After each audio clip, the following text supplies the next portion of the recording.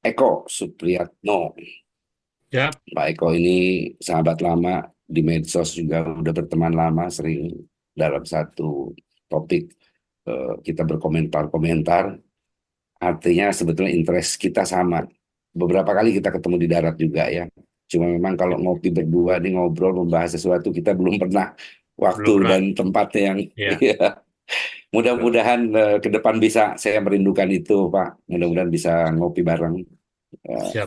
yang saya hormati juga Pak Agus Andi Subroto dari Jawa Timur ya Pak ya. Luar biasa Pak. Salam kenal Pak. Salam kenal juga Saya Bapak panggilnya Andi. Mas. Iya, saya panggilnya Mas Agus saja ya, sepertinya Mas Agus. Oke, siap, siap. Oke. Jadi ada Kang Eko dan Mas Agus nanti nih yang akan bicara soal literasi, soal apa perbukuan dan lain sebagainya. Kita makanya untuk pemirsa mohon disiapkan catatannya dengan baik, juga jangan melewatkan setiap daging-daging yang akan mereka bagikan. Juga yang saya hormati Pak Prof. Anies Fuad hadir juga di tengah-tengah kita. Mudah-mudahan ini sambil ngabuburit Pak Anies, Ya, ya Pak. jadi bisa dapat hal yang value, yang manfaat yang positif lah dari kegiatan ini. Tidak hanya duduk dan mendengarkan, tapi juga dapat banyak gagasan dan insight dari obrolan sore ini mudah-mudahan. Yang ingin saya komentari pertama adalah ini Pak Rozi ini cerdas mengambil narasumber ini dari ujung timur Pulau Jawa dan ujung barat Pulau Jawa ini. Ini kayaknya udah mencakup semua nih, mudah-mudahan di dua-duanya sudut pandangnya, karena Pulau Jawa juga punya keistimewaan kan, salah satu pulau yang memang punya julukan ya, julukan posisinya. Kalau kita di Banten ini kan kita kenal ada Sang Hyang Sirah. Kalau di Jawa Timur ada Sang Hyang Dampal ya kan. Jadi ada sirah dan dampalnya. Ibarat kata ini makhluk hidup Pulau Jawa ini. Memang luar biasa sakral di Paroji ini dari ujung barat dan ujung timurnya.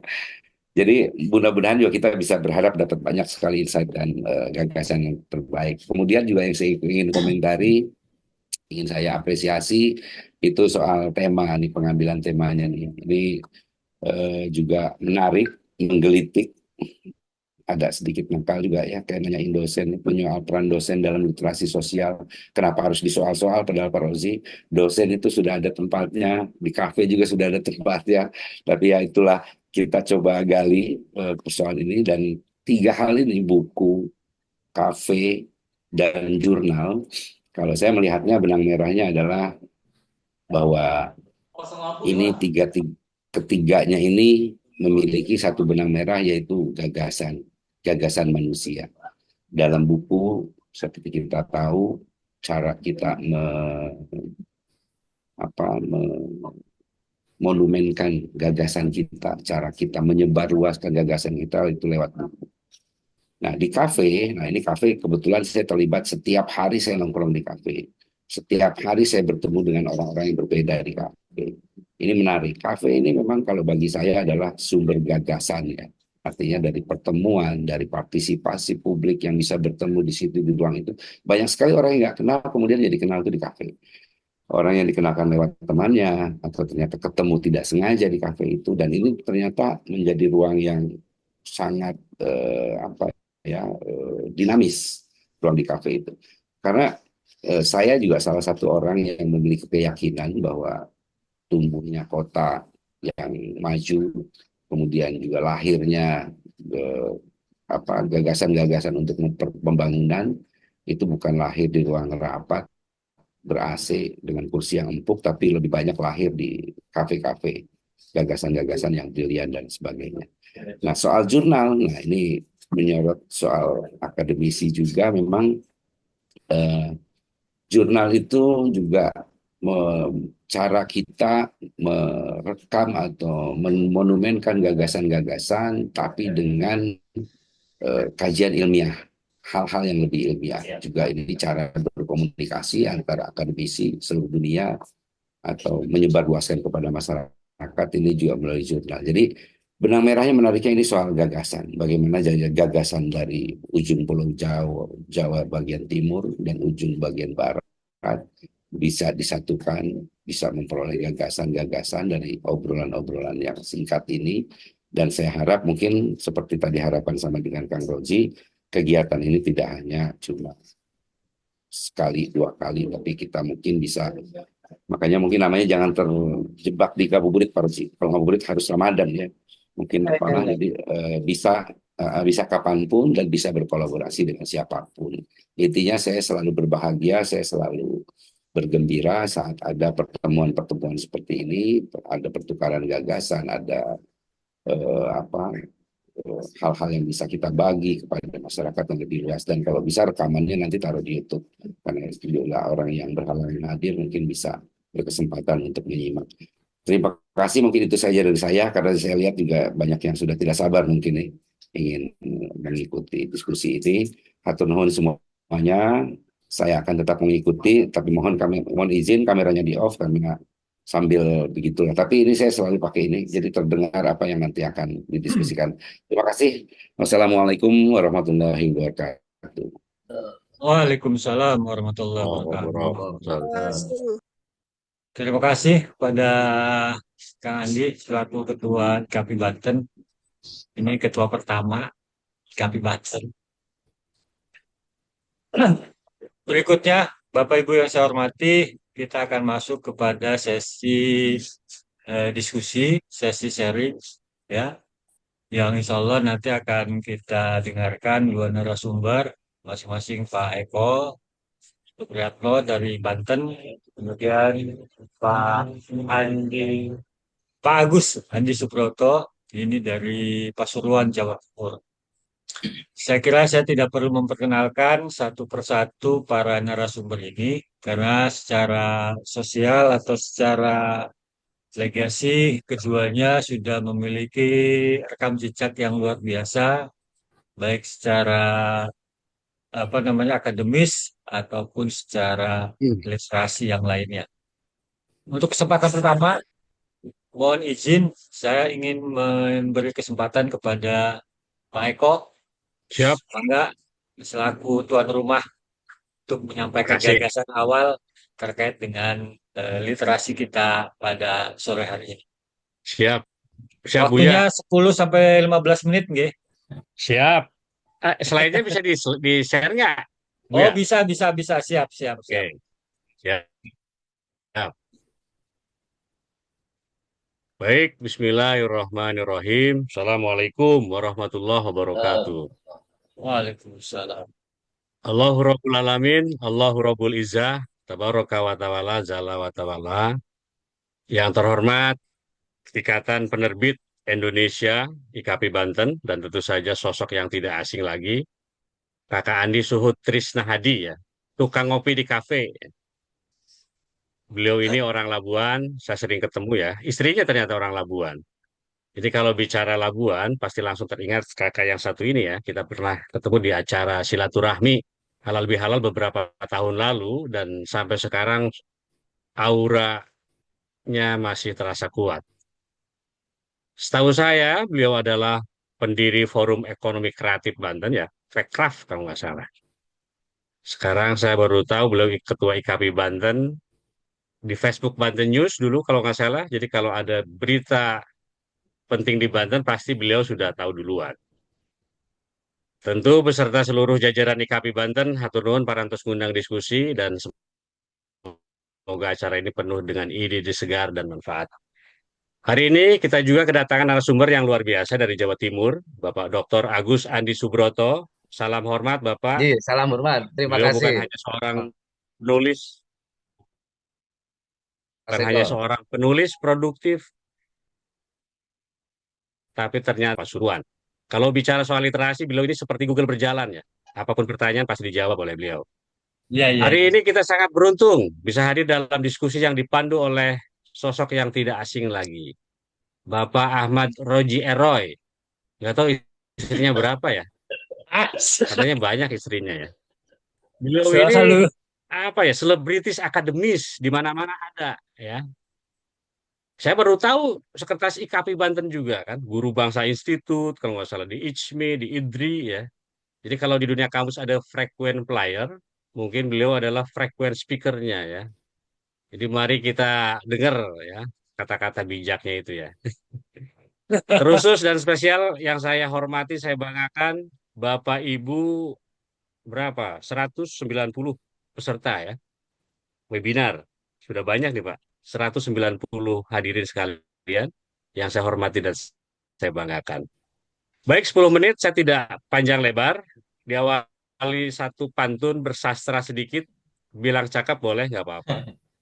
Bunga selasih dalam jambangan, Cakep. nampak Wow. berkilau menambah. Cakep, Terima kasih saya ucapkan untuk IKP dan peserta webinar yang selalu di hati. cakep. Mana Bu ya ininya? Slide-nya ada Ini nggak? nih Coba. lagi loading, masih loading. Oh, loading. Tengah kelihatan di sini ya. Dengan kerendahan hati, izinkan saya menyampaikan terima kasih yang tulus juga kepada panitia mengundang saya sebagai narasumber. Dan saya sangat menghargai kesempatan ini dan berharap bisa memberi kontribusi yang bermanfaat. Oke, Sebelum nunggu, udah keluar?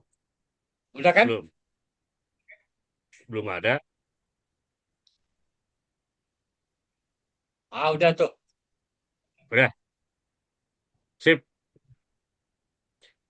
Ini agak bagus slide-nya karena disuruh ya, harapan honornya gede katanya gitu. Jadi agak disuruh. Catat, ketua catat. Menyoal peran dosen, saya teringat sebuah apa ya? Saya selalu roasting ya. Kita akan roasting host kita nih ya. Kan temanya kan dosen. Saya suka bicara diulang-ulang di mana berada. Ada 5 tipologi dosen, Bapak Ibu. Kita pilih Pak Rojiro itu dosen yang mana ya. Ada yang sebut dosen organik. Dosen organik itu tipe dosen yang benar-benar alami dan otentik ya. Mereka biasanya sangat dekat dengan mahasiswa, selalu hadir di kampus, selalu terlibat. Jadi ibarat sayuran lah, segar ya. Jadi dosen ini favorit mahasiswa. Jadi sampai urusan skripsi saja, mereka ngurusin gitu. Yang kedua dosen kritis. Dosen kritis itu dosen yang selalu punya sudut pandang berbeda ya. Mereka itu detektif akademis, selalu mempertanyakan status quo ya. Saya teringat Rocky Gerung ya. Rocky Gerung mungkin genrenya itu ya dosen kritis. Nah yang ketiga dosen universal ini nggak ada di slide ya. Ini saja lah kita ngobrol. Dosen universal itu tipe dosen yang serba bisa dan serba tahu. Mereka tidak hanya menguasai satu bidang, dia itu apa ya istilahnya? Ensiklopedia berjalan, gitu ya. Banyak di sekitar kita ya, Prof. Tihami, saya lihat, Dr. Ali Fadilah, ya dan sebagainya. Nah yang keempat ada dosen berkhidmat. Saya teringat Pratikno ya, seorang rektor UGM ditarik berkhidmat oleh Pak Jokowi di pemerintahan. Jadi tipe yang mengabdi untuk negara, terlibat dalam proyek-proyek strategis, riset nasional, dan sebagainya. Nah, saya pikir Pak Rojiro ini tipe yang keempat ini.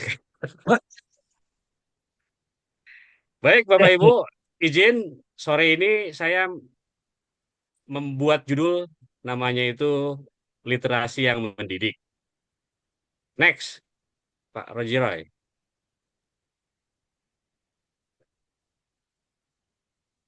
Ada? Oh ini, baik. Bapak Ibu peserta webinar sekalian yang saya hormati, izinkan saya membuka diskusi ini dengan sebuah refleksi statement saya beberapa waktu tahun lalu ya. Saya katakan bahwa negeri ini itu didirikan oleh para kutu buku.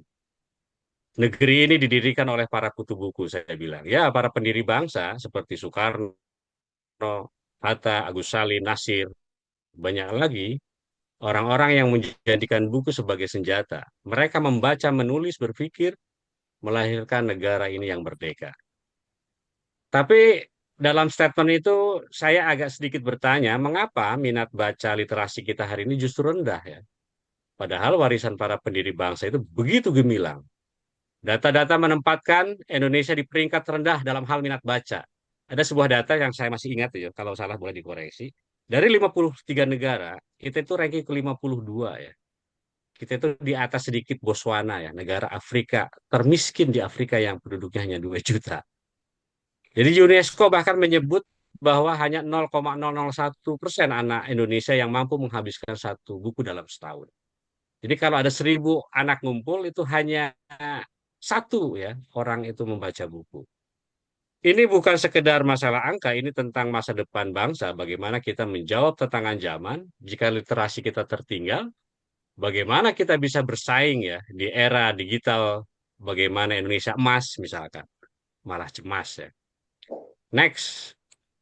Oh ini sudah, literasi yang mendidik. Baik, Bapak Ibu yang saya hormati, setidaknya ada 4 catatan dalam diskusi ini yang saya buat. Pertama adalah Indonesia itu didirikan oleh para kutub buku dan penulis buku yang tadi saya jelaskan. Jadi seperti halnya Soekarno, Hatta, Tan Malaka, mereka adalah pembelajar ya, melawan kolonialisme. Bayangkan Bapak Ibu, mereka membaca karya-karya besar dunia ya, dari Max Havelaar hingga teori filsafat dan politik. Buku-buku itulah yang membuka pikiran mereka, membentuk ideologi dan menginspirasi perjuangan kemerdekaan. Kita agak menelisik di poin satu ini tentang bagaimana, maaf saya agak panjang bicara di poin yang satu ini. Ini penting bagi mahasiswa, ada beberapa mahasiswa kelas saya masuk di webinar ini. Dimulai sejak abad 19 misalkan, satu persatu bermunculan tokoh-tokoh yang awalnya hanya memikirkan cikal bakal negara. Akhirnya mewujud menjadi Indonesia merdeka.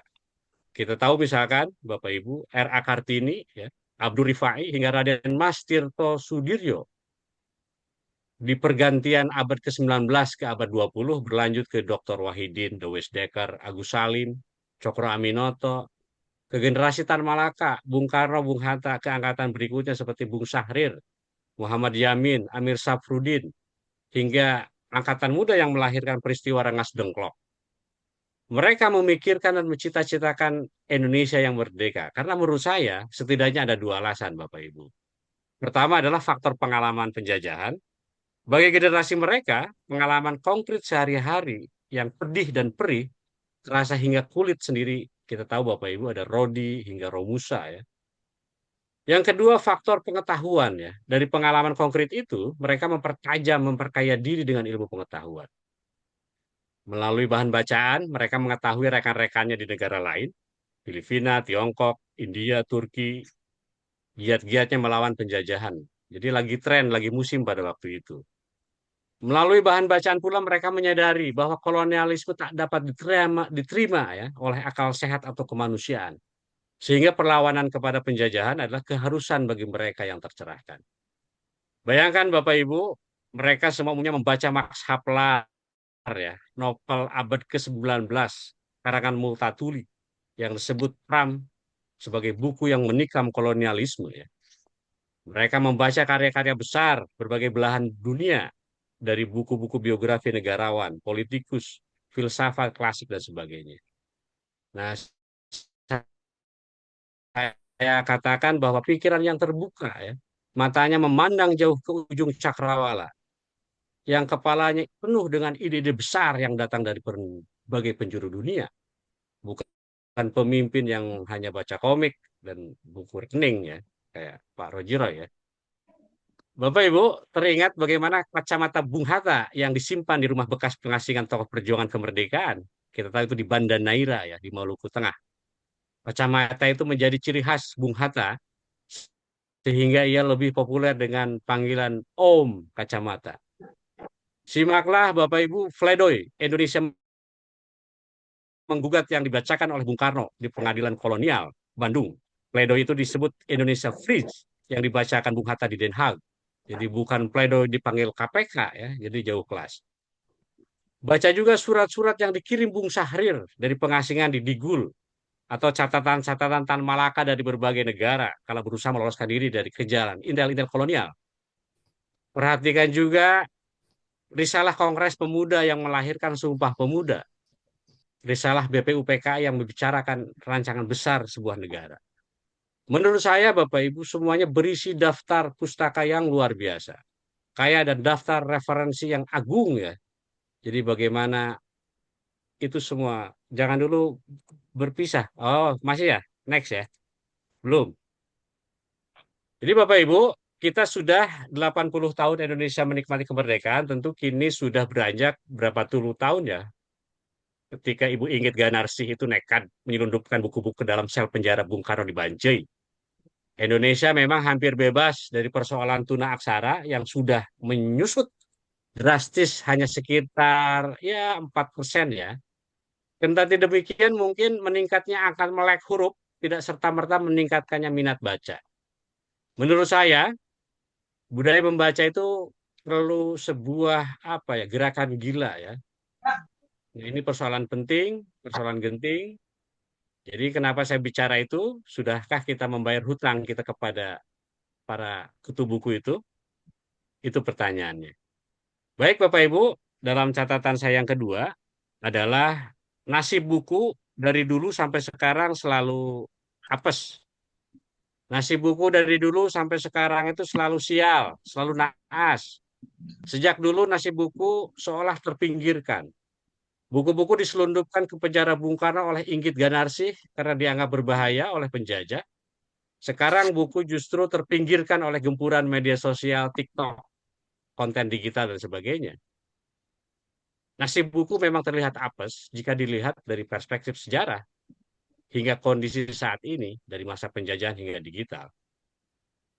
Jadi ada sebuah data, fakta Bapak Ibu, buku-buku yang dibawa Inggit Ganarsih ke penjara Bung Karno adalah buku-buku politik filsafat yang dilarang oleh pemerintah kolonial. Saya masih teringat menurut sejarawan Aspi Warman Adam, jadi buku-buku tersebut menjadi fondasi pemikiran Bung Karno bagaimana dalam merumuskan ide di kemerdekaan. Nah, hari ini kita di 2025 ya, di era modern, buku tidak lagi dilarang, tapi justru kalah bersaing dengan gempuran media sosial dan konten-konten digital. Data Perpustakaan Nasional, hanya 30% penduduk Indonesia aktif mengunjungi perpustakaan, sementara 70% lebih memilih menghabiskan waktu di media sosial. Saya sependapat dengan narasumber kelas dunia namanya Neil Fosman, penulis buku yang keren, menyatakan bahwa orang lebih memilih menonton TikTok atau YouTube daripada membaca buku. Jangan salah ini pandangan saya ya, bahwa kebiasaan membaca buku yang menurun dapat mengancam kemampuan daya kritis kita sebagai masyarakat. Dan saya setuju juga dengan pandangan Thomas L. Friedman bahwa negara-negara yang mengabaikan literasi akan tertinggal dalam persaingan global. Gitu. Jadi saya berharap ke IKP buat gerakan literasi nasional itu ada namanya program B.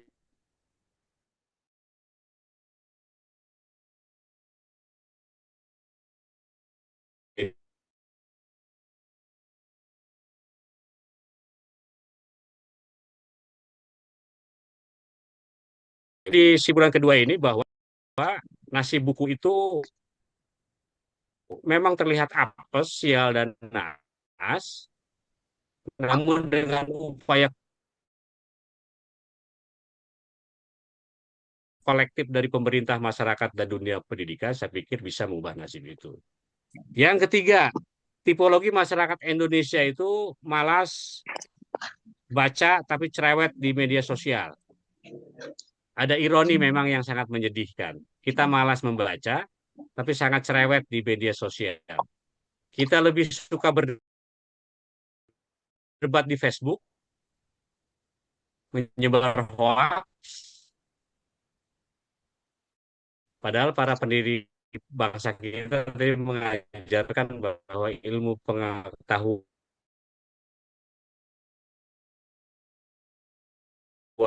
adalah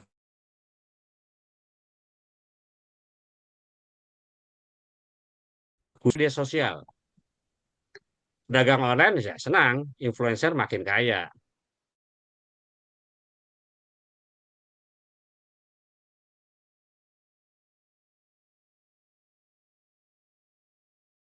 Penghasilan, tapi juga sumber hoax dan informasi sampah. Tantangan sosialnya apa? Kecanduan media sosial bikin kita jadi bangsa yang produktif dalam hal stalking, tapi nol dalam hal membaca buku. Hoax cepat beredar daripada berita benar, dan kita semua menjadi korban.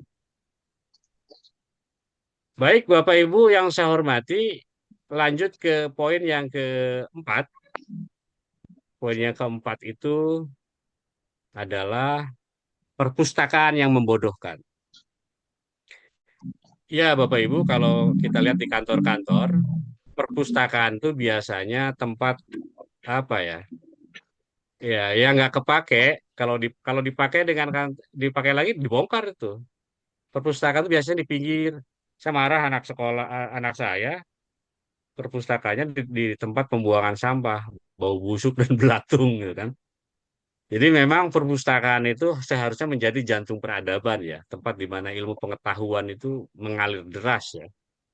Perpustakaan sudah memenuhi fungsi itu saya pikir belum ya hari ini. Jadi perpustakaan itu masih kuno, masih menyeramkan, masih tidak ramah dan sebagainya. Jadi itu. Next. Waktunya terbatas. Halo? Next, Pak Roji.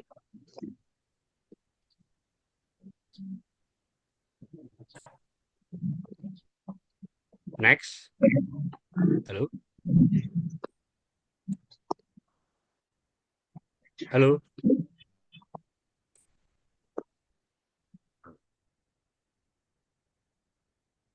Boleh next lagi, Pak Roji?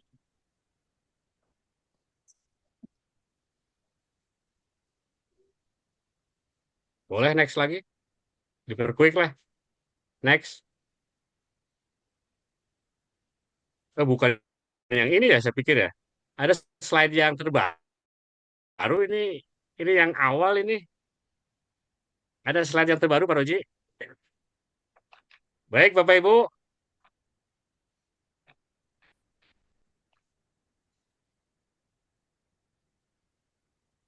Ada slide yang baru, Pak Roji, yang terakhir tuh.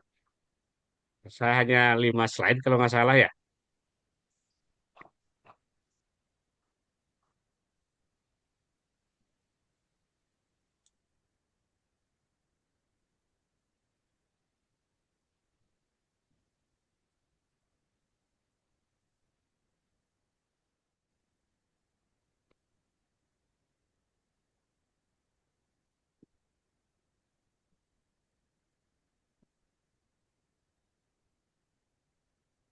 Sebelumnya, Pak Roji. Halo, Assalamualaikum.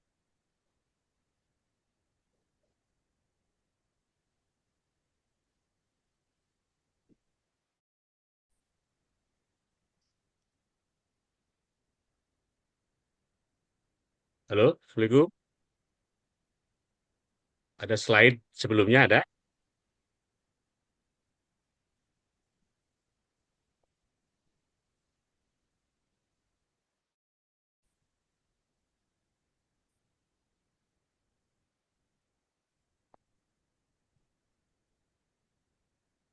Halo, Assalamualaikum. Salah mental kan koneksinya nih. Oh ya. Koneksi saya lagi kurang bagus, Kang, ininya sinyalnya. Oh ya Halo. udah, nggak apa-apa. Ya, Ah, materi yang ya mana udah yang nggak mau apa-apa. ditampilkan? Tanpa slide nggak apa-apa. Ya, ya udah Iya, nggak usah iya pakai boleh, slide. boleh. Ya, Bapak Ibu, ini contoh buku terbaru saya ya. Saya kemarin menulis sebuah biografi judulnya Kiai Mulya Sarif, Mbah Mulya Sarif. Itu mendapat respon luar biasa. Banyak pihak ingin menjadi tuan rumah bedah buku itu ya. Nah, permintaan cetak ulang terus berdatangan. Ini bukan sekedar apresiasi terhadap buku penulisnya, tapi ternyata kepada Ki Mbahnya ya. Jadi kisah Ki Mbah ini menyentuh banyak orang. Jadi terima kasih pada waktu itu 500 pasang mata membuat acara yang begitu istimewa ya. Acara ini Bapak Ibu dihadiri 12 pakar, 12 profesor mumpuni mengangkat bobot akademis dan makom yang sangat tinggi. Saya bilang pada waktu itu membahas buku, membahas literasi, kesusastraan adalah bagian dari kebangkitan peradaban dan geliat intelektual, ya, khususnya dalam konteks Matlaul Anwar. Jadi itu ya. Terakhir, Pak Roji Roy, boleh yang kesimpulannya Pak Roji Roy? Ada kisah-kisah inspiratif itu sebelumnya, sebelum rekomendasi, terus di awal. Nah ini, terus dua terakhir,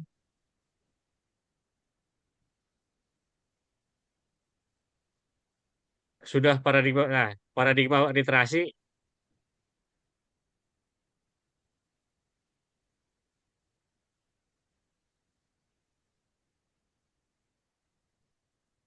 Next,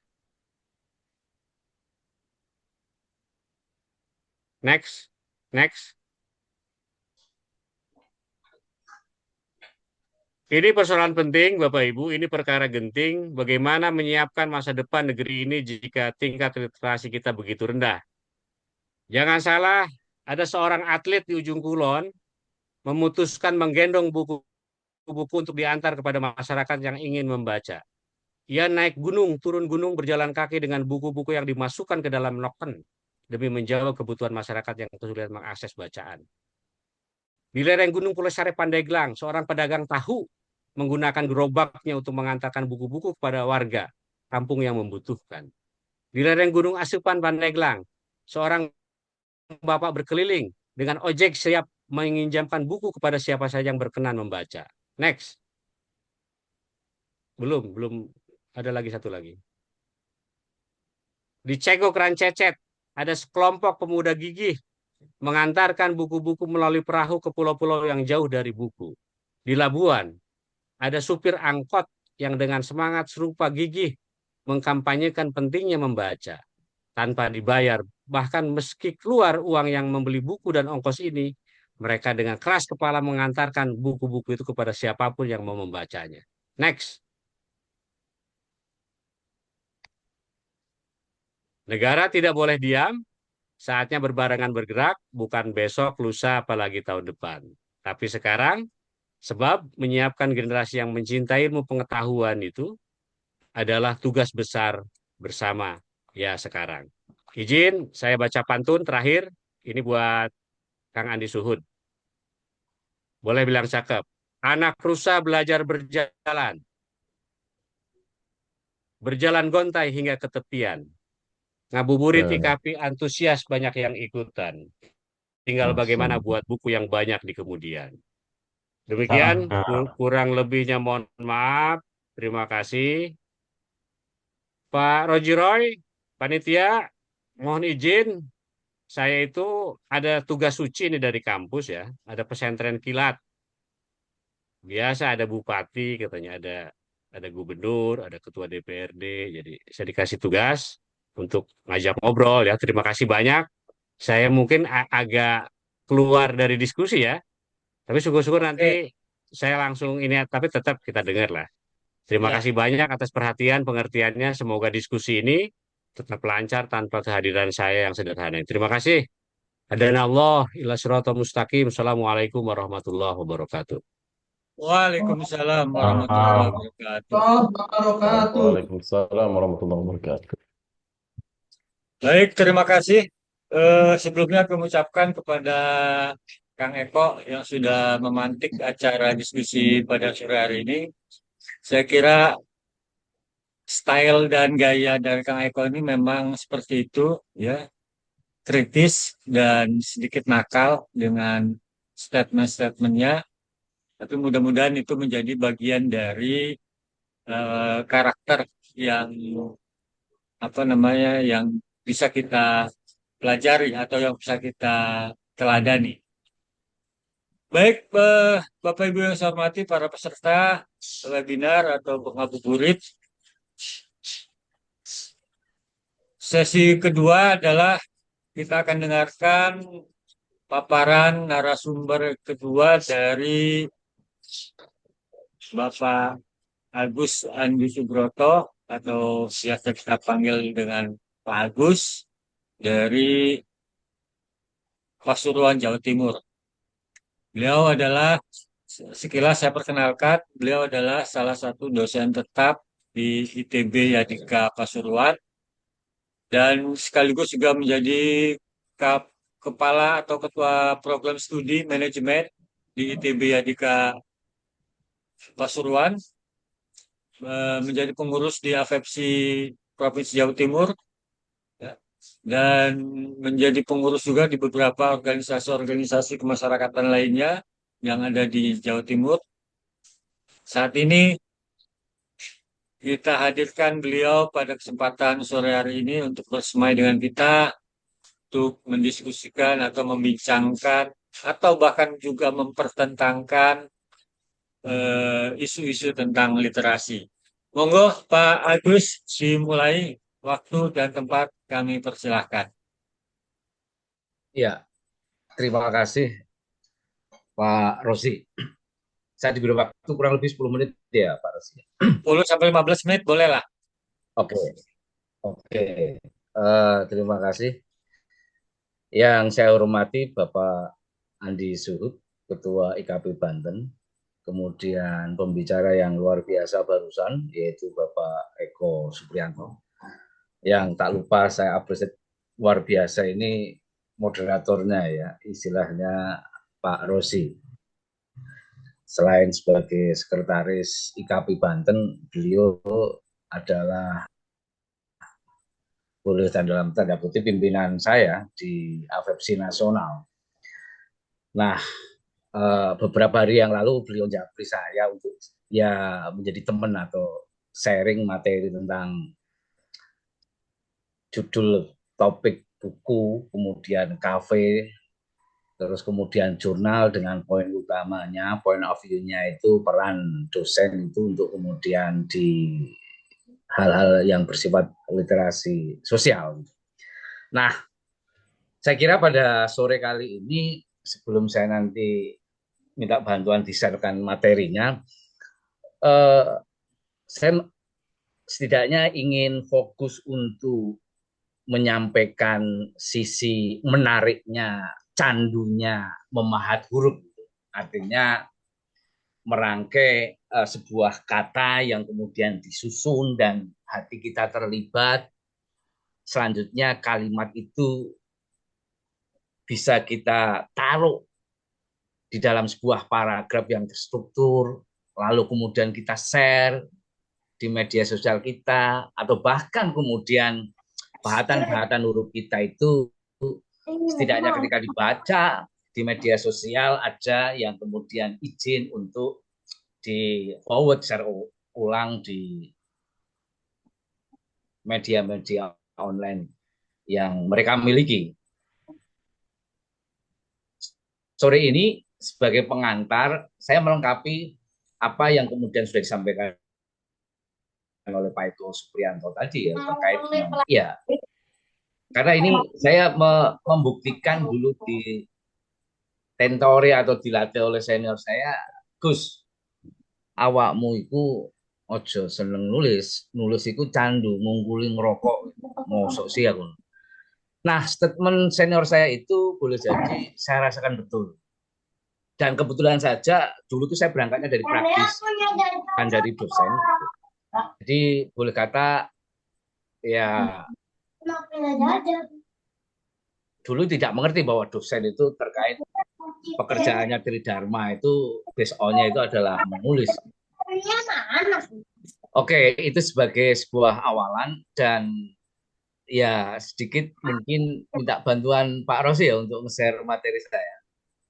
Pak, sebentar Pak, saya lagi ngaktifin ini ya dulu WhatsApp di laptop. Atau saya share sendiri bisa? Boleh, boleh. Nanti saya buat jadikan admin dulu. Ya, ya.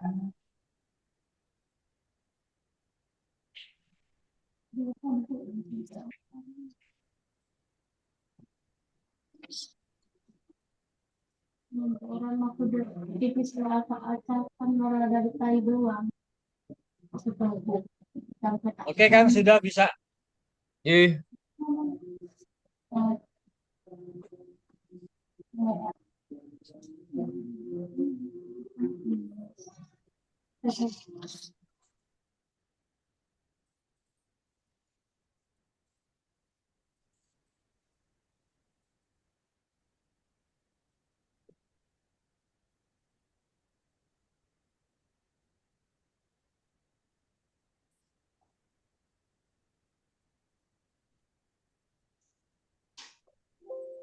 Ya, terima kasih. Jadi nama saya Dr. Agus Andi Subroto, nama pena saya adalah Mr.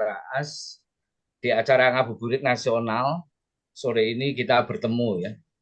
Ada satu quote yang selalu kemudian menginspirasi saya itu dari Paulo Freire bahwa pendidikan sejati itu bukan hanya mengisi kepala dengan ilmu, tetapi juga membuka mata terhadap realitas sosial. Nah, membuka mata terhadap realitas sosial ini seringkali saya alami melalui tulisan, melalui bahatan huruf itu benar-benar saya secara pribadi sebagai makhluk pribadi, makhluk sosial, dan kemudian menjadi makhluk pendidik, itu bisa berselancar dengan asik, nyaman di ruang-ruang sosial, melalui media sosial, itu dengan tulisan-tulisan, dengan bahatan-bahatan huruf seperti itu. Nah, mengapa menulis ini penting gitu? Jadi kalau boleh jujur, mungkin saya besar berangkat dalam perjalanannya itu identik suka menjadi public speaker, karena berangkat awalnya itu ya dulu di kampus itu sering dididik untuk menjadi orator ataupun kemudian demo seperti itu. Tapi lambat laun setelah kemudian pasca dari kampus, kumpul dengan komunitas literasi, dalam konteks ini ada kumpul dengan penulis lepas seperti itu, sambil nyangkruk ngobrol di Surabaya, di Pasuruan, dan di kota-kota di Jawa Timur lainnya.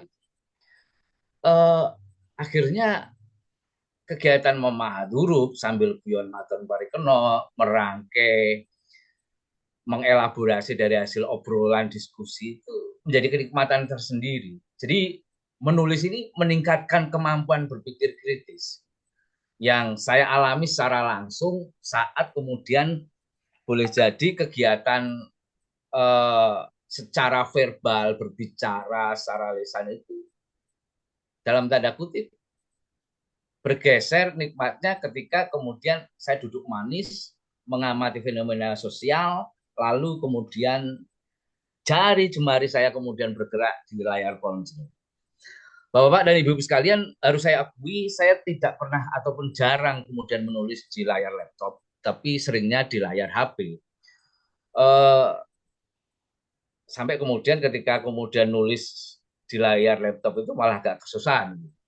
Fokusnya kemudian jadi berbeda. Tapi ketika kemudian di layar ponsel, cepat sekali huruf-huruf itu terpanggil melalui pikiran, dan kemudian pikiran memerintahkan jari jemari itu menata dengan keautentikan original yang dimiliki oleh jari jemari itu.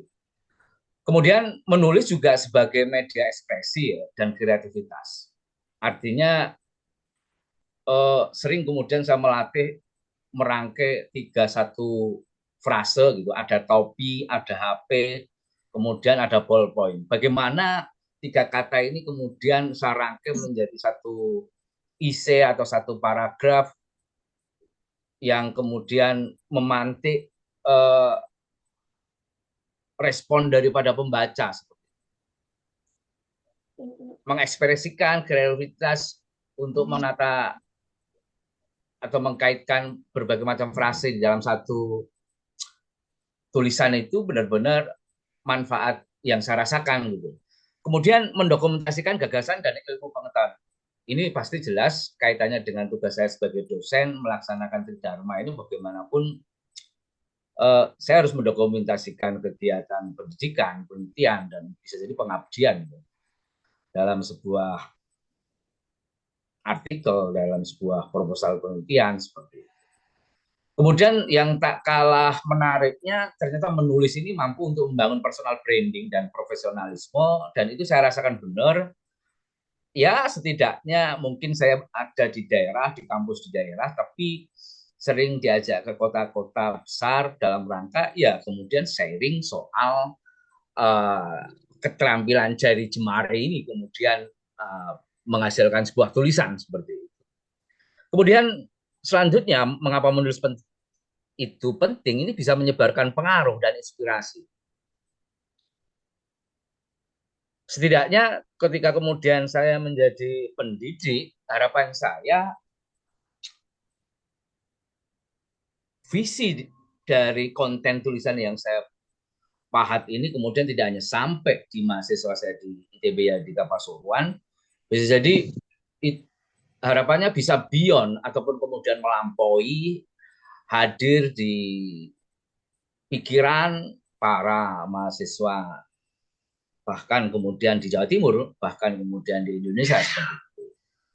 Dan menulis juga bisa menjadi kemudian refleksi, saya bisa memahami diri sendiri.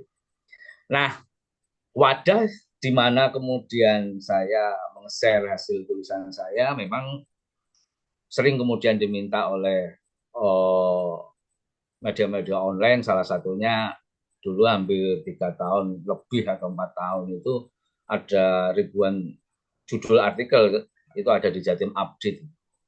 Asumsinya ketika katakanlah 50-70 artikel ditulis ulang dengan dipoles lebih cantik bisa jadi satu buku seperti itu. Kemudian di kanal 24.co.id ini juga sebuah pemikiran-pemikiran yang spontan itu muncul ketika kemudian mengamati fenomena, bahkan kemudian membaca informasi yang ada di internet atau fenomena yang terjadi di netizen, spontan membuat jari jemari saya itu gatel untuk mematuhi. Dan yang terbanyak ya di media Facebook seperti itu. Nah, menulis ini sebagai pilar sosial, boleh dikatakan saya sepakat apa yang disampaikan oleh pemateri Pak Eko Supriyanto tadi, bahwa memang menulis ini bisa membangun peradaban. Saya kecil karena hidup dan lahir di Solo, dulu banyak diceritain yang saya bahwa ya yang itu juga ada yang penulis pemahat huruf yang luar biasa adalah pendongeng gitu. Hari ini pendongeng istilahnya storytelling, dan tulisan yang menarik bagi saya yang bisa storytelling seperti itu. Jadi selain membangun peradaban, menulis sebagai cara kemudian untuk menangkap dan menyampaikan fenomena sosial. Bisa jadi saya pribadi disebut dosen, tapi kehidupan saya lebih banyak kumpul di berbagai macam strata lah. Gitu. Kalau ngomong di Surabaya, Jawa Timur, saat pagi kumpul dengan bisa jadi para guru besar, para pendidik, siangnya mungkin kumpul dengan dalam tanda kutip ya kaum proletar di Surabaya, sore malamnya kemudian bisa jadi berkumpul dengan para calon pemimpin bangsa di masa depan, yaitu mahasiswa seperti itu. Dan itu bagi saya menarik. Kemudian menulis ini juga mewariskan pengetahuan, menggerakkan perubahan sosial, membangun kesadaran kolektif. Bagaimanapun tetap harus saya akui, dengan setiap hari saya nggak pernah putus dari satu tulisan setidaknya. Bahkan kadang setiap hari ada saat mood, dan karena saya itu menulis dipicu oleh sesuatu yang saya lihat, saya rasakan, saya baca, dan ketika muncul emosi dan menyentuh jiwa saya, bisa jadi sehari saya bisa langsung spontan bikin 2, 3, bahkan pernah itu 5 judul artikel, ya langsung share, publish, selesai. Oke, nah peran dosen dalam literasi sosial ini itu sangat signifikan sekali kalau menurut saya, yaitu mencerdaskan, menginspirasi, dan menggerakkan. Setidaknya dalam radius terkecil adalah kelas yang diampu oleh dosen itu. Tadi saya tertarik apa yang disampaikan oleh Pak Eko kalau ngomong tipikal dosen. Boleh jadi tipikal saya masuk ketika dijelaskan kriterianya tadi termasuk dosen yang otentik. Artinya ya saya apa adanya gitu. Artinya bahkan dulu belum sadar kalau menulis dalam konteks dosen itu kaitannya dengan dharma perguruan tinggi itu harus bisa menulis di Sinta, artikel di Scopus, dan lain sebagainya. Tapi ketika kemudian saya setelah dari selesai doktor itu ya baru menyadari untuk ya kita start awal untuk kemudian men-switch genre tulisan saya yang sudah saya bangun lama itu untuk kemudian disesuaikan dengan gaya selingkung tulisan seorang dosen dalam tanda kutip yang penuh citasi dan padat informasi di tiap paragrafnya. Oke, kemudian menulis juga mendorong pemikiran kritis dan analitis. Saya merasakan langsung saat kemudian mahasiswa sering demo dan kemudian setelah pasca jadi mahasiswa itu rutin memahat huruf, ya pemikiran kritis selalu menanyakan sesuatu itu secara auto itu terstruktur.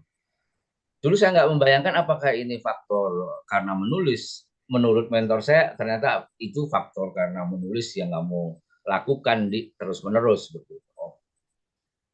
Dan dengan adanya tulisan yang dibuat oleh dosen ini dalam konteks literasi sosial, mahasiswa itu bisa jadi terinspirasi untuk menulis juga, untuk berdiskusi. Dosen bisa menjadi role model dalam literasi sosial. Saya karena tipikal orangnya itu ya easy going, skripsi bisa jadi ya di warung kopi seperti ini, bisa jadi membahas bab 1 tentang pendahuluan bagaimana menyusun sebuah latar belakang itu harus berangkat dari cara berpikir deduktif dan lain sebagainya, itu tidak di dalam kampus, bisa jadi ya di luar kampus seperti ini sambil kemudian menghadiri pertunjukan seorang kawan musik, ya di situ kita ngobrol skripsi atau kemudian di warung kopi. Bagi saya hal itu biasa, tapi bagi dosen yang tidak autentik original, ya dia akan terbebani oleh statusnya, terbebani oleh baju-baju gagahnya sebagai seorang doktor, profesor dan sebagainya. Karena saya itu berangkatnya dari praktisi, bisa jadi sebelum ke kampus masak nasi goreng, setelah ke kampus bicara tentang teori-teori besar, saya keluar ya akhirnya nyangkut di kopi atau jualan nasi goreng kembali seperti itu. Oke, fenomena dan kritik sosial dalam menulis. Nah, dari menulis ini saya kebiasaannya itu merekam dan mengkritisi realitas sosial yang boleh jadi itu saya narasikan dalam sebuah tulisan-tulisan yang ya katakanlah sederhana. Saat kemudian saya nyangkruk duduk di warkop langganan saya di Karmen, Surabaya, ya kumpul dengan objek koklen dan si pemilik warkop, ya spontan jari jemari itu setelah ngobrol melihat fenomena, ya kembali ke settingan pabrik, judul tulisannya, lalu share ke media sosial, bahkan grup-grup WhatsApp yang saya miliki. Tidak menutup kemungkinan karena fenomena beberapa minggu, pekan, bulan yang lalu lagi, ya fenomena di ruang publik kita itu tentang Indonesia gelap, ya saya harus mengambil pilihan perspektif. Saya memilih Indonesia terang. Nah, saya sadar penulis ini, saya sendiri sebagai penulis adalah punya ideologis, punya keberpihakan ketika mampu untuk memahat sesuatu yang positif, produktif, optimis. Kenapa jari jemari saya kotori dengan sesuatu yang negatif, kemudian sesuatu yang pesimis, terus kemudian sesuatu yang saya sendiri ketika membaca tulisan saya kemudian jadi rapuh, jiwa saya jadi lemah pikiran saya. Itu salah satu ideologi saya. Oke, nah salah satu yang menjadi awal saya membuat buku tentu buku urip iku urup. Jadi ini adalah satu cara pandang, satu perspektif dari leluhur saya saat kemudian saya kecil diantar yang ke temani kemana-mana dan diajak yang itu silaturahmi ke yang lain, dan saya sebagai anak kecil hanya kemudian menangkap, mendengar, menyimak. Nah, tulisan yang sering saya buat dalam bentuk artikel lepas, disimpan di berbagai macam media online, baik yang saya miliki atau Facebook atau dimiliki oleh kolega yang lain gitu ya. Akhirnya saya kumpulkan, saya poles kembali menjadi chapter-chapter di dalam sebuah buku, salah satunya di buku Iku Urup yang memang saya sendiri penulisnya. Lalu kemudian buku-buku ontologi gabung dengan penulis lain juga ada seperti itu. Tapi lebih banyak karena waktu saya itu mungkin saya pakai ya untuk memahat satu judul lepas saya share gitu, seperti itu. Nah, konsistensi dalam menulis ini bagi saya sangat penting. Sebuah semacam kesaktian seorang penulis bagi saya di konsistensi itu. Media menulisnya rupanya tidak harus selalu buku, tapi ketika kemudian dia selalu hadir menyampaikan, mendeliver kerajinan jari jemarinya di media sosial yang ada, bagi saya itu mempertahankan pusaka ini, yaitu saat jari jemari itu memahami huruf, karena menulis itu bagi saya keterampilan. Saat dilatih, tentunya kita berharap berbagai genre tulisan senyampang nafas ini masih di kantong badan, saya akan buat, kita akan buat seperti itu. Saya kira seorang penulis marwah ideologinya, motivasinya ya di sana tentu. Nah, seperti biasa dimanapun saya bisa menulis gitu, entah di stasiun, kemudian entah di dalam gerbong kereta, entah bahkan saat berdiri antri, melihat antri itu ada. Ketika sudah pegang HP, pakai aplikasi WhatsApp, ya asik saja. Kata-kata itu kemudian mengalir seperti itu. Karena bagaimanapun sejak kita lahir sampai usia sekarang, informasi, konsep-konsep, frase-frase itu sudah ada di kepala kita, kita tinggal panggil untuk mengkaitkan agar tulisan itu bisa dibaca dengan mudah dan ada maknanya seperti itu. Nah, menulis sebagai refleksi dari pengajaran ini boleh jadi hampir setiap saya hadir di kelas itu ada inspirasi. Bisa jadi hanya satu frase itu menjadi sebuah tulisan. Ketika kemudian mengajar sesi mengajar, di saat mengajar itu ada interaksi, ada dialog, obrolan. Satu informasi yang perlu saya sampaikan ke Bapak dan Ibu saya, ibu-ibu peserta gitu ya, bahwa saya sebagai pendidik atau disebut dosen ketika berbincang di kelas itu, saya nggak ada hijab kepada peserta, dalam hal ini mahasiswa. Jadi kadang mereka bosan di kelas, ya saja keluar di warung kopi, disitulah kemudian kegiatan KBM belajar, atau kemudian santai sambil kongko di luar, kita kuliah seperti itu. Karena bagaimanapun faktor yang harus saya sampaikan, RPS itu sampai. Dosen punya kebebasan untuk menyampaikan materinya, tidak harus hanya di dalam kelas. Dan kebetulan saja, Genset itu suka dengan begitu seperti itu. Jadi dari pengalaman yang ada di kelas, diskusi, itu saya buat tulisan, bagaimana tulisan itu sampai ke pembaca, dalam hal ini mahasiswa saya juga. Nah, ini menulis sebagai alat perubahan sosial.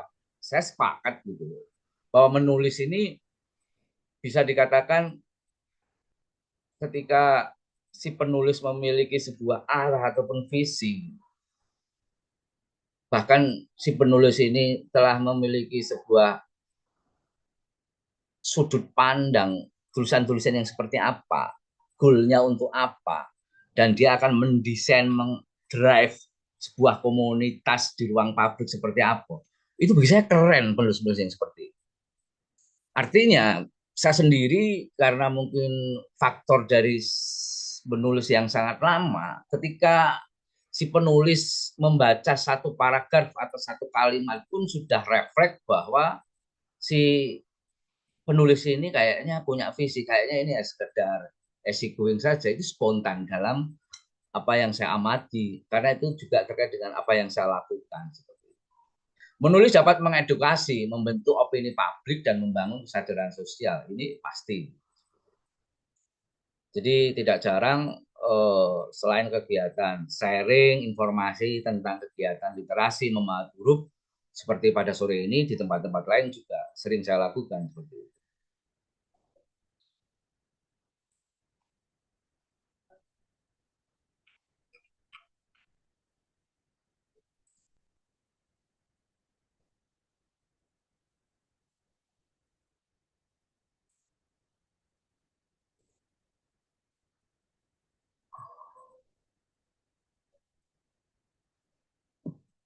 Terputus ya. Udah bisa dilanjut, Pak.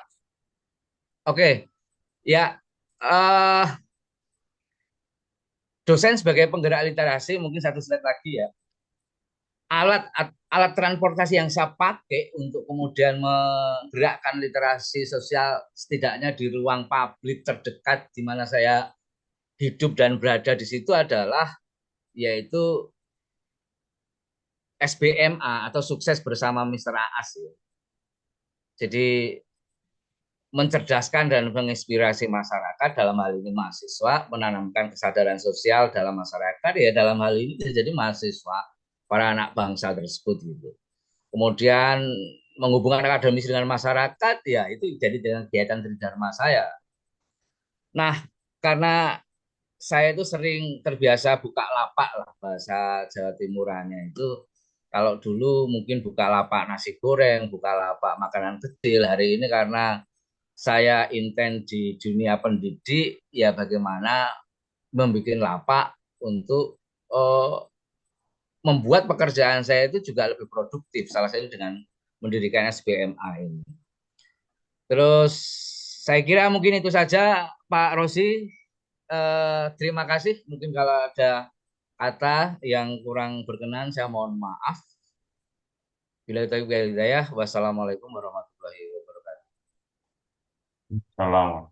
Waalaikumsalam warahmatullahi wabarakatuh. Waalaikumsalam warahmatullahi wabarakatuh. Baik, terima kasih pada Pak Agus yang sudah menyampaikan materinya secara secara singkat, jelas, dan padat, ya. Dan ini memang menjadi pembacaan kita terkait dengan literasi sosial yang selama ini menjadi tren, ya. Bapak Ibu yang saya hormati, selanjutnya kita akan buka sesi diskusi atau sharing, ya. Tidak mesti harus bertanya, ya, menanggapi juga boleh. Pada kesempatan sesi ini kami buka untuk sesi atau termin pertama mungkin 2 sampai 3 orang. Karena waktunya kurang lebih kita hanya tersisa 30 menit lagi lah, kurang lebih, ya. Kita akan selesai di jam 17.45. Karena mungkin di Jawa Timur juga sudah berbuka mungkin, ya. Jam-jam 17.45 itu sudah puas. Baik, ada yang langsung raise hand. Ini Mr. Babe Samidi. Silakan Pak Babe, langsung saja. Baik, makasih Pak Roji. Mohon maaf saya harus off cam. Saya langsung Ya. saja, saya kira. Saya terkesan tadi dengan paparan dari kedua narasumber. Kesan pertama saya ternyata jadi penulis itu harus narsis ya, kayak begitu ya. Jadi harus fotonya di mana-mana, footage-nya di mana-mana, kayak begitu. Iya. Lalu yang kedua juga ternyata jadi penulis itu harus asik sendiri gitu. Asik sendiri, di mana bisa nulis, dimanapun harus bicara, mencari ide, mencari inspirasi, dan menulis kayak begitu. Tapi ada tantangan yang paling besar yang menurut saya yang sekarang ini hari ini saya kira belum disinggung gitu ya, belum disinggung kayak begitu. Bagaimana penerbit banyak mengeluh soal bagaimana budget untuk menerbitkan buku. Mereka tuh kesulitan untuk mendapatkan dana lebih kayak begitu. Pada akhirnya dana produksi itu dilimpahkan kepada penulis. Lalu penulis yang menggebu-gebu seperti Pak Agus barangkali harus terhambat juga tuh. Karena tidak mungkin harus menerbitkan sendiri. Sedangkan menyerahkan kepada penerbit sama-sama sedang dihadapkan kesulitan masalah keuangan kayak begitu.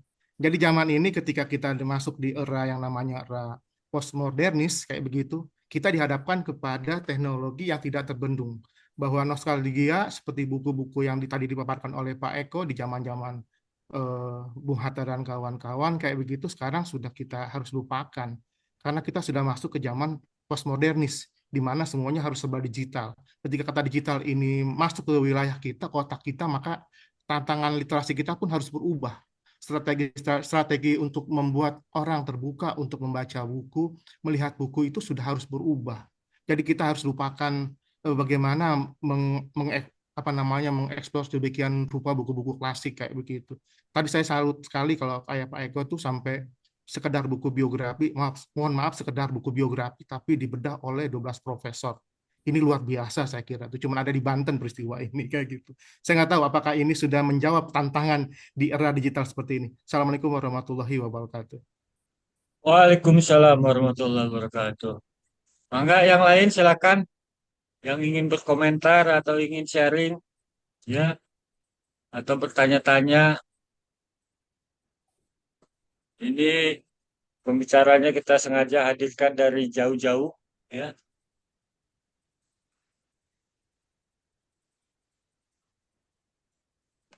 Ada? Oke, silakan Pak Asro. Baik, Pak Roy, Pak Ketum, Ya. terima kasih. Dan untuk kedua narasumber yang sangat hebat. Ini saya ingin trik saja kalau sebenarnya saya sudah dikasih trik sama dosen saya dulu Pak Sudaryono itu harus senang gitu menulis gitu di mana pun. Jadi saya pengen trik lagi tambahan bagaimana sih biar kita itu senang menulis gitu. Biar kalau ngerjain tesis apapun kalau menulisnya enggak di start mah enggak pernah mulai gitu. Jadi Pak Agus, Pak Dokter Agus izin dan Pak Eko udah keluar ya. Bagaimana sih triknya gitu biar kita itu gemar dan senang menulis dan membaca seperti itu. Terima kasih Pak Roy. Ya, baik.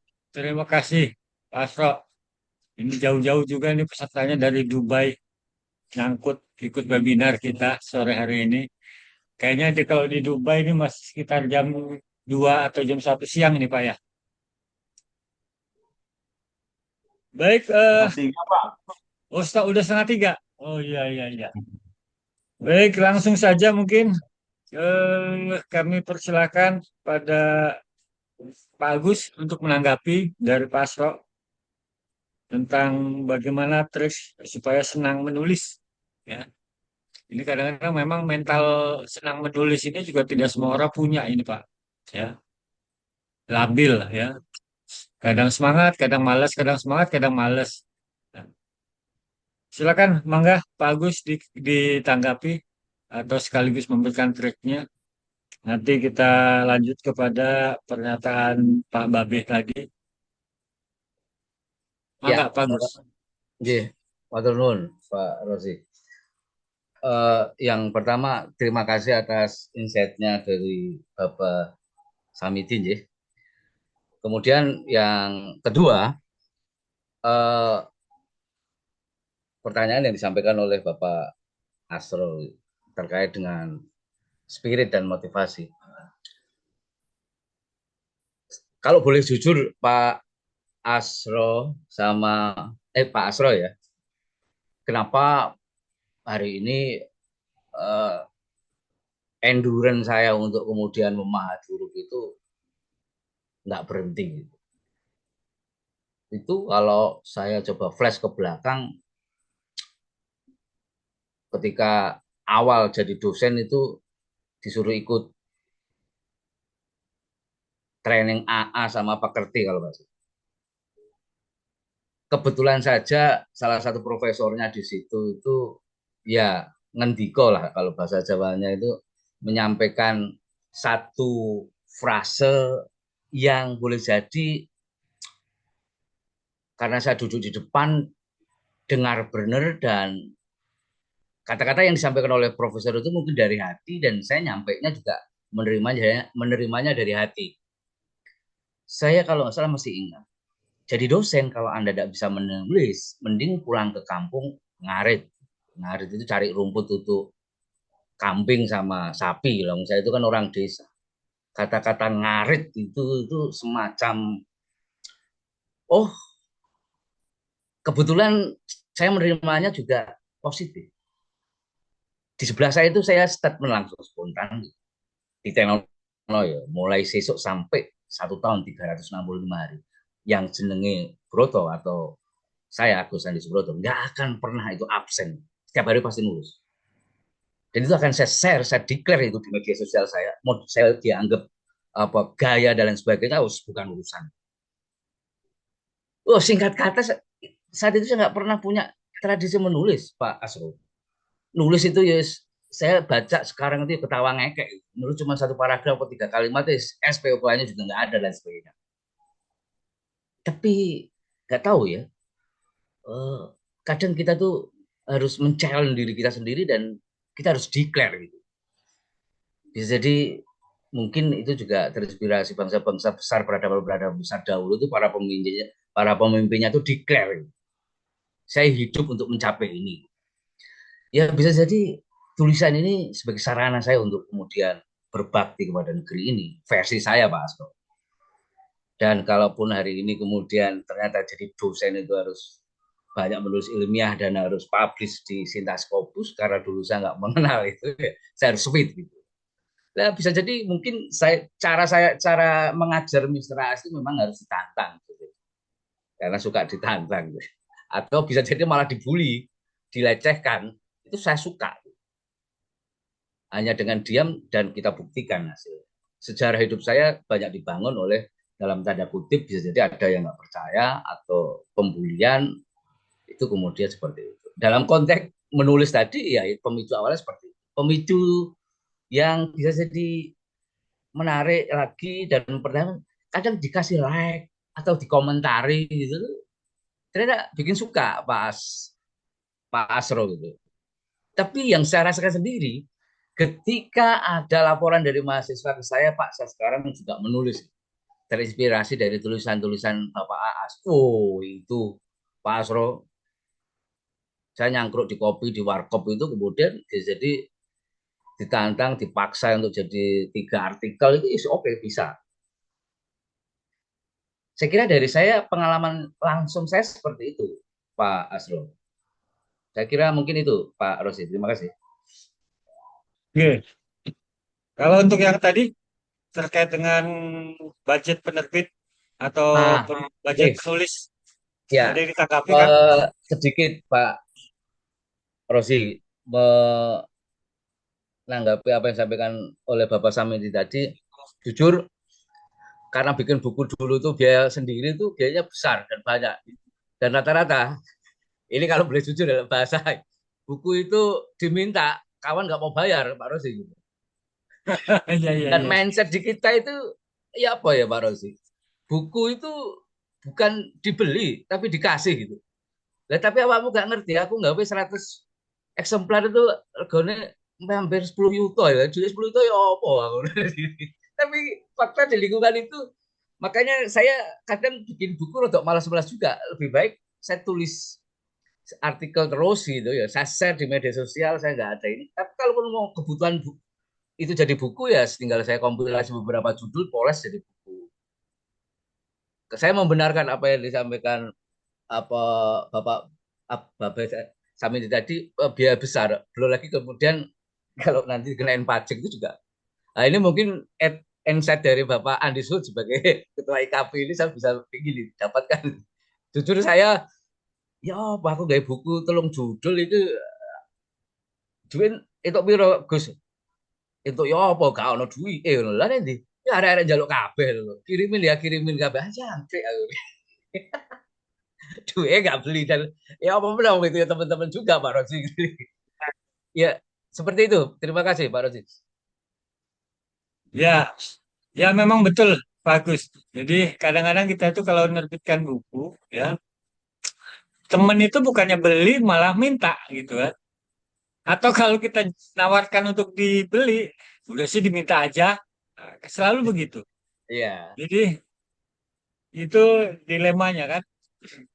Tapi saya kira gini, untuk siapa tadi Pak Babe, ya untuk budget penerbit itu saya kira relatif lah ya.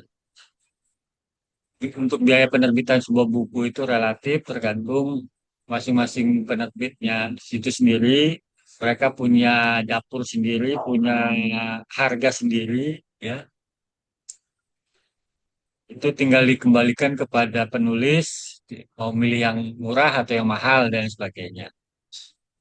Sementara kalau kita ingin menjadi penulis yang bukunya bisa diterbitkan oleh penerbit besar, ya Usahakan kualitas tulisannya atau kualitas draft bukunya itu betul-betul sesuai dengan apa yang diharapkan oleh penerbit besar itu. Maka di situ akan dapatkan kita apa namanya biaya gratis dari budget penerbitan. Atau mungkin Kang Andi mau menambahkan terkait dengan bagaimana trik supaya senang menulis, ya? Nambahin ya. Kalau senang Ya, menulis mungkin Pak Agus sudah cukup tadi, cukup banyak kan saya yang itu kata Pak Agus tadi eh, sering-sering mengisi tulisan gagasan di media sosial atau di ruang-ruang yang lain yang kemudian mungkin itu menjadi sebuah kebiasaan menyikapi persoalan atau hal-hal yang terkait dengan gagasan kita itu bisa dituangkan di media sosial. Kalau misalnya kata Pak Agus tadi, kalau misalnya sudah banyak dan punya tema yang khusus ya diterbitkan, dikumpulkan di satu. Itu juga salah satu tips tuh. Tapi soal penerbitan yang saya ingin mungkin komentari, tadi Pak Babe ya yang soal penerbitan ya. Jadi penerbit itu banyak Pak sebetulnya. Artinya ada penerbit mungkin yang seperti kalau ibarat kata penulis dan penerbit itu seperti berjodoh.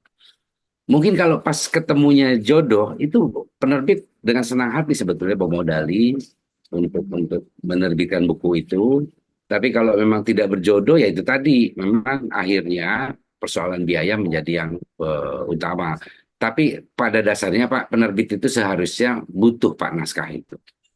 Penerbit itu butuh tergantung dari penerbit itu main di segmentasi pembaca yang mana, main di segmentasi di alur distribusi yang mana. Jadi kalau mereka punya segmentasi yang ternyata butuh naskah-naskah yang memang berkaitan dengan tema tertentu, itu ada penulisnya, biasanya mereka langsung samber, Pak.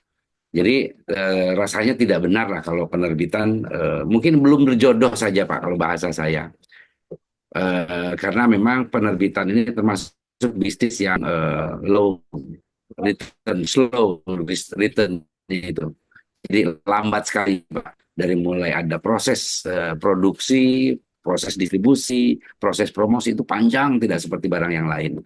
Nah ini yang memang rekan-rekan penerbit menjadi concern-nya itu yang memang karena panjangnya proses itu, jadi harus banyak pertimbangan untuk memilih naskah-naskah yang akan diterbitkan. Karena ini berkaitan dengan modal besar, berkaitan dengan uang besar. Tapi insya Allah Pak, jangan putus asa. Insya Allah kalau sudah ada jodohnya, bukunya bisa diterbitkan, tidak usah bayar, malah dapat royalti. Terima kasih dari saya itu. oke, terima kasih Kak Andi. Baik teman-teman sekalian, waktunya sudah jam 17.40. Ini kita masih punya waktu 5 menit lagi sebetulnya untuk kita lanjutkan. Jika masih ada yang ingin menanggapi atau ingin bertanya, kami persilakan. Satu pertanyaan saja kami batasi. Silakan. Baik, Assalamualaikum warahmatullahi wabarakatuh. Waalaikumsalam warahmatullahi wabarakatuh. Ya, Dengan baik siapa, Pak? dengan Oh, Imam Akbar dari Universitas Primagraha, oke, Prodi siap. Manajemen. Ini langsung saja untuk menghemat waktu. Saya hanya ingin coba menanggapi saja pas sedikit gitu ya, bertanya gitu sekaligus. Mengenai peran dosen dalam literasi sosial tadi yang disampaikan oleh bapak-bapak yang hebat ini. Apakah peran ini cukup dalam paradigma sosial menghidupkan masyarakat Indonesia untuk gemar membaca dan menulis? Sebagaimana kita lihat saat ini kehidupan sosial kita sudah banyak sekali terkontaminasi oleh berbagai hiburan-hiburan ya atau yang sangat mengganggu gitu kan untuk generasi kita yang tidak berpihak pada masyarakat kita, apalagi yang tadi disampaikan oleh rekan kita tadi, digitalisasi saat ini yang tidak terbendung. Apakah itu baik atau tidak terhadap perkembangan di generasi kita nanti, di generasi yang akan datang? Dan pemerintah saat ini juga tidak terlihat perannya untuk mempengaruhi mindset masyarakat kita untuk gemar membaca dan menulis. Saya hanya coba bertanya mengenai peran apa saja sih selain daripada dosen itu, apakah mampu membuat masyarakat kita itu untuk gemar membaca dan menulis? Terima kasih, itu saja. Oke, baik. Pak Agus, masih standby? Oke, Pak Rosi. Semakin mendekati selesai malah semakin panas di pertanyaannya. Sudah ada nih. Oh, Jawa Timur udah ajan?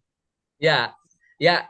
pertanyaan Oke. Mas Pak Imam Akbar dari Primagra tadi memang itu pertanyaan terakhir tapi pertanyaan terberat itu Pak Rosi. Makanya apakah dosen sebagai penggerak literasi sosial cukup dengan apa yang saya sampaikan atau kemudian Pak Eko sampaikan tadi? Saya kira nggak cukup. Saya kira nggak cukup. Kalaupun dulu kemudian sempat membaca sejarah bagaimana kalimat-kalimat retorik itu selalu ditulis oleh seorang Soekarno Muda, kalimat-kalimat yang sifatnya refleksi di dalam sebuah tulisannya selalu dipahat oleh seorang Muhammad Hatta, dan bagaimana menjadi seorang pamomong dan menggerakkan generasi anak bangsa melalui pendidikan itu dipahat sedemikian indah oleh ya siapa istilahnya oleh tokoh pendidikan saat itu. Ki Hajar Dewantara. Ki Hajar. Juga kemudian tak lupa itu yang saya hormati dan saya kirimi Al-Fatihah untuk beliau itu Tan Malaka dari Sumatera Barat, yang sangat logis, analitis. Dan siapa mereka? Ternyata mereka itu para pemimpin negara kita, para founding father kita. Artinya apa hari ini, Mas Imam Akbar, kalau boleh bahasa intermezzo gitu sambil ngopi? Buka dulu Pak Gus. Ya, pemimpin kita hari ini mana yang kemudian punya tradisi kemudian setidaknya menyampaikan tulisannya apa tangkapan kamera dari rapat kabinet lah. Setidaknya Prabowo mungkin menulis satu paragraf seperti itu.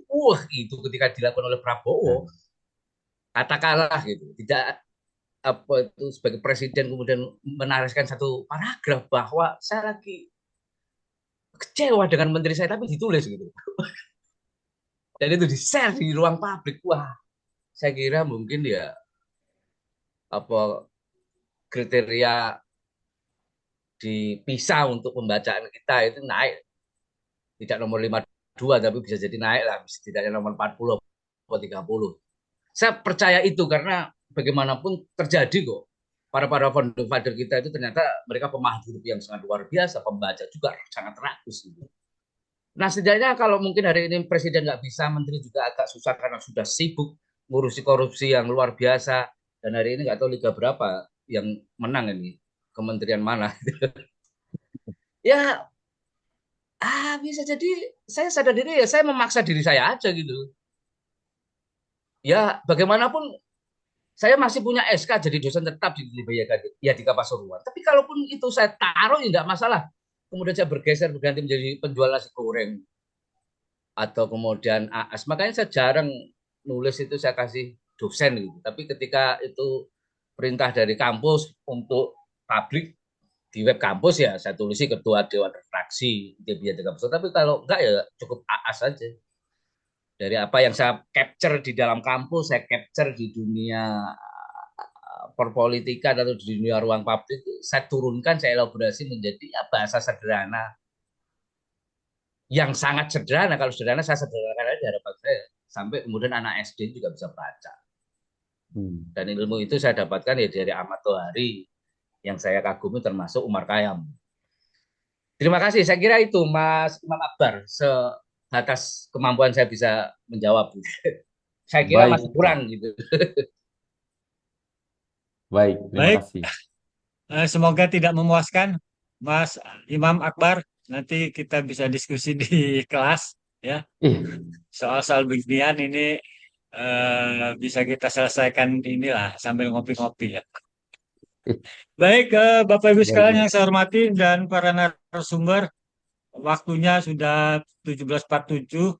Ini sudah menjelang buka puasa ya. Ini kegiatan tidak bisa kita lanjutkan, dengan sangat menyesal karena kita harus berbuka puasa terlebih dahulu. Dan kami ucapkan terima kasih kepada seluruh peserta yang sudah standby di kegiatan ngabuburit ini. Tadi di awal-awal pesertanya sudah hampir 30, sekarang menjelang akhir tinggal 19. Ini juga masih cukup bagus ya buat sebuah kegiatan webinar ya. Mudah-mudahan ini bisa kita terus kita lanjutkan. Dan terakhir saya ucapkan terima kasih kepada Pak Agus atas kesiapan dan kesediaannya untuk mengisi acara webinar atau ngabuburit sekarang ini yang Sami-sami diselenggarakan oleh Pak IKP. Rosi. Mudah-mudahan kita semua mendapatkan balasan pahala dari Allah Subhanahu wa taala. Baik, mari kita tutup, kita akhiri dengan sama-sama mengucapkan hamdalah. Alhamdulillah. Alhamdulillahirabbil alamin. Dari kami, dari KB Banten, mengucapkan selamat berbuka puasa kepada seluruh rekan-rekan semua, dimanapun berada. Mudah-mudahan tahun depan di Ramadan berikutnya kita masih bisa ketemu melaksanakan kegiatan Ngabuburit Nasional Batch 3. Ya, Insya Allah. Terima kasih dari saya. Kurang lebihnya mohon maaf. Bila taufiq wal hidayah. Assalamualaikum warahmatullahi wabarakatuh. Waalaikumsalam warahmatullahi wabarakatuh. Waalaikumsalam. Matur suwun Pak Gus. Pamit Pak Rosi. Nggih, nggih. Nggih, kula Pak nuwun. Asro, makasih. Nggih.